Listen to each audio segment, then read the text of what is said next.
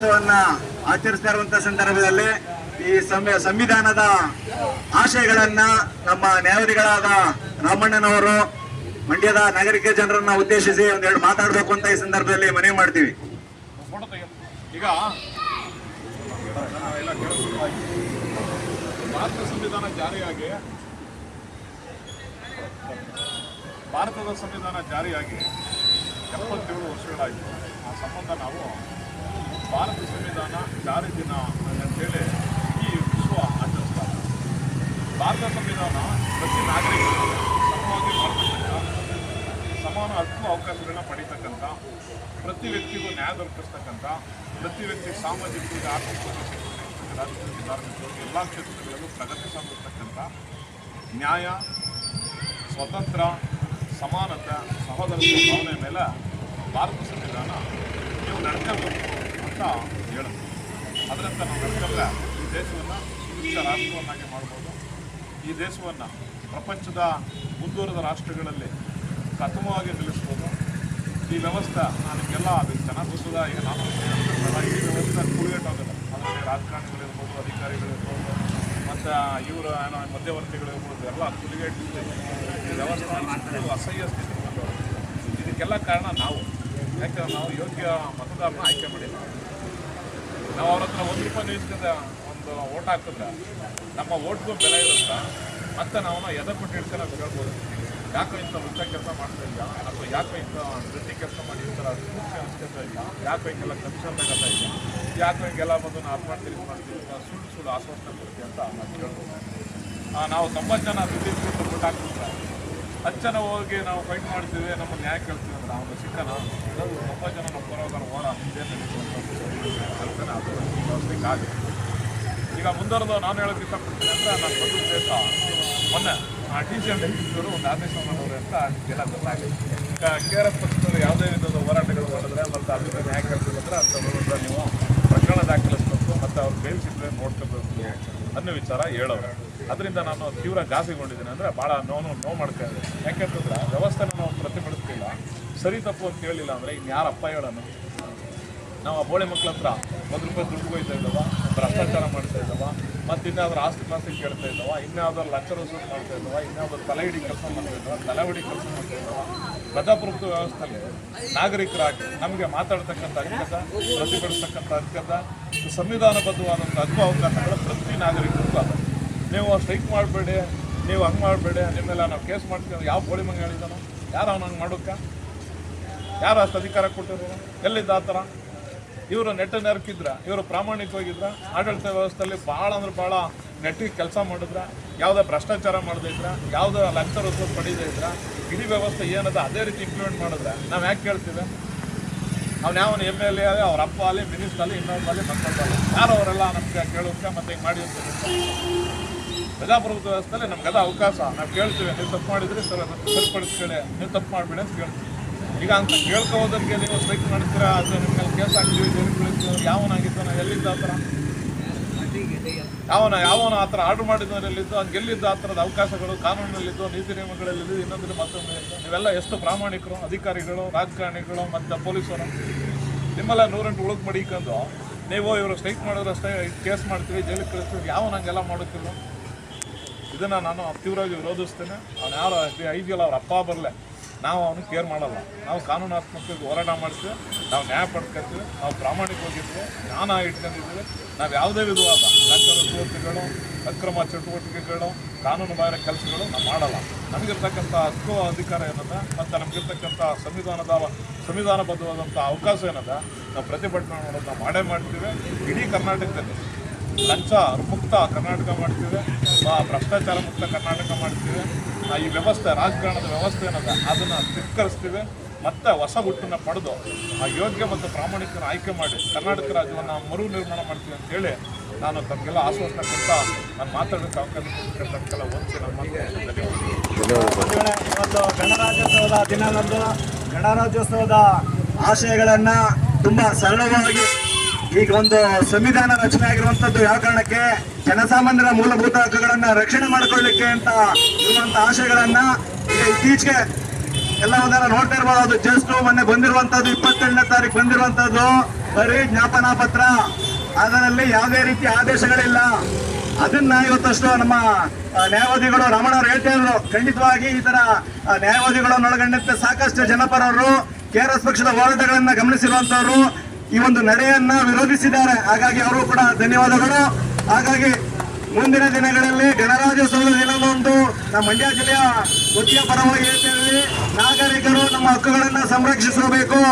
ಇವರು ಯಾರೋ ಭ್ರಷ್ಟ ಅಧಿಕಾರಿಗಳು ಇವತ್ತು ಮೊನ್ನೆ ಹೋದವರು ಗೊತ್ತಿರೋದು ಏನೋ ಗೊತ್ತಿಲ್ಲ ರಮಣರೇ, ಮೊನ್ನೆ 22ನೇ ತಾರೀಕು ಈ ಒಂದು ಆದೇಶ ಬಂದಿದೆ. ಅದನ್ನು ಯಾರು ಸರಿಯಾಗಿ ಓದ್ಕೊಂಡಿಲ್ಲ, ನಮಗೂ ಅಷ್ಟು ಗೊಂದಲಗಳಿತ್ತು.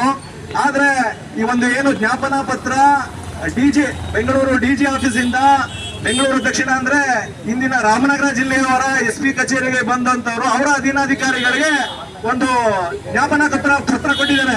ಆದ್ರೆ ಅದು ಮೆಸೇಜ್ ಹೋಗಿರುವಂತದ್ದು ಏನು ಅಂದ್ರೆ, ಸಮಾಜಕ್ಕೆ ಸಂದೇಶ ಹೋಗಿರುವಂತದ್ದು ಏನಂದ್ರೆ, ಇದು ಆದೇಶನೇ ಬಂದಿದೆ. ಯಾರೋ ಸರ್ಕಾರಕ್ಕೆ ಈ ಒಂದು ಪ್ರಶ್ನೆ ವ್ಯವಸ್ಥೆಯಲ್ಲಿ ಇವರಿಗೆ KRS ಪಕ್ಷ ಮಾಡ್ತಾ ಇರುವಂತ ಹೋರಾಟಗಳನ್ನ ತಡ್ಕೊಂಡಾರದೇ ಇರುವಂತವ್ರು ಸರ್ಕಾರಕ್ಕೊಂದು ಕೊಟ್ಟಿದ್ದಾರೆ, ಮನವಿ ಕೊಟ್ಟಿದ್ದಾರೆ. ಈ KRS ಪಕ್ಷದವರು ನಮ್ಗೆ ಬಂದು ತುಂಬಾ ನಮ್ಗೆ ಹಿಂಸೆ ಕೊಡ್ತಾ ಇದಾರೆ, ಸರಿಯಾಗಿ ಕೆಲಸ ಮಾಡಕ್ ಹಿಂಸೆ ಕೊಡ್ತಾ ಇದಾರೆ ಅನ್ನೋ ತರದಲ್ಲಿ ಸುಳ್ಳು ಕಂಪ್ಲೇಂಟ್ ಅನ್ನ ಕೊಟ್ಟಿರ್ತಾರೆ. ಅದೇನಾಗಿದೆ, ಇಲ್ಲಿ ಪೋಸ್ಟ್ ಮ್ಯಾನ್ ಕೆಲಸ ಆಗಿದೆ. ಸರ್ಕಾರದವರು DGIG ಕಳ್ಸಿದ್ದಾರೆ. ಅವ್ರೇನ್ ಮಾಡಿದ್ರು, ಸೂಕ್ತ ಕ್ರಮಗಳ ಜರುಗಿಸಬೇಕು ಅಂತ ಹೇಳಿ ಕಳ್ಸಿದ್ದಾರೆ. ಅಲ್ಲಿ ಟಿಪ್ಪಣಿಯಲ್ಲಿ ಏನೋ ಸಂದೇಶ ಬಂದಿತ್ತು, KRS ಪಕ್ಷದವರು ನಮ್ಗೆ ಬಂದು ಹಿಂಸೆ ಕೊಡ್ತಾ ಇದ್ದಾರೆ, ಇನ್ನೊಂದಾಗ್ತಾ ಇದೆ, ಅವ್ರು ಮಾಡಬಾರ್ದು ಅನ್ನೋ ಹೇಳಿರುವಂತದ್ದೇ. ಜನಸಾಮಾನ್ಯರು ಒಂದಷ್ಟು ಈ ಭ್ರಷ್ಟ ಅಧಿಕಾರಿಗಳ ಕೂಟ ಆದೇಶನೇ ಆಗಿದೆ ಅಂದ್ಕೊಂಡು ಸಂಭ್ರಮ ಮಾಡಿದ್ದಾರೆ. ಹಾಗಾಗಿ ಆ ಆದೇಶಗಳನ್ನ ಇಟ್ಕೊಂಡು ಒಬ್ರು ಮಂಡ್ಯದ ಅವರು ನಮ್ಮ ಜಿಲ್ಲಾಪಾಧ್ಯಕ್ಷ ಮಲ್ಲೇಶ್ ಹೆಪ್ಪಂಡಿ ಅವರಿಗೆ ಬೆಳಗ್ಗೆ 8 ಗಂಟೆಗೆ ಫೋನ್ ಮಾಡಿದ್ದಾರೆ.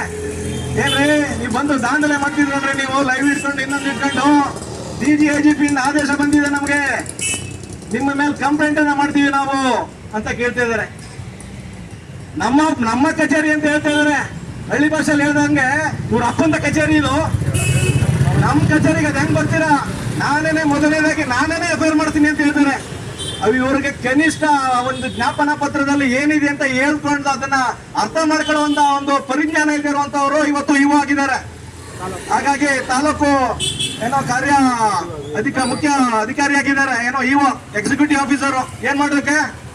ಹಾಗಾಗಿ ನಿಮ್ಮ ಗೊಡ್ಡು ಬೆದರಿಕೆಗಳಿಗೆ ಜನಸಾಮಾನ್ಯರು KRS ಪಕ್ಷವನ್ನು ಸೇರಿದಂತೆ ಜನಸಾಮಾನ್ಯರು ಈ ನಿಮ್ಮ ಗೊಡ್ಡು ಬೆದರಿಕೆಗಳಿಗೆ ಎದುರುಗಳಲ್ಲ. ನಾವು ಮಾಡ್ತಾ ಇರುವಂತಹ ಹೋರಾಟ ಅಭಿಯಾನಗಳು ಇನ್ನೂ ದೊಡ್ಡ ಮಟ್ಟಕ್ಕೆ ಹೋಗುತ್ತೆ. ಕಾನೂನು ಇವತ್ತು ಬಾಬಾ ಸಾಹೇಬ್ ಅಂಬೇಡ್ಕರ್ ಹಾಕೊಟ್ಟಿರುವಂತಹ ಒಂದು ಸಂವಿಧಾನ ಏನಿದೆ, ಆ ಸಂವಿಧಾನದ ಅಡಿಯಲ್ಲಿ ಕಾನೂನು ಚೌಕಟ್ಟಿನಲ್ಲಿ ಕ್ಷಿಪ್ರವಾಗಿ ಇನ್ನೂ ಕೂಡ ಒಂದು ದೊಡ್ಡ ಮಟ್ಟದ ಅಭಿಯಾನಗಳನ್ನ ಜನಸಾಮಾನ್ಯರಿಗೆ ನ್ಯಾಯವನ್ನ ಕೊಡಿಸುವಂತಹದ್ದನ್ನ KRS ಪಕ್ಷ ಮುಂದುವರಿಯುತ್ತೆ.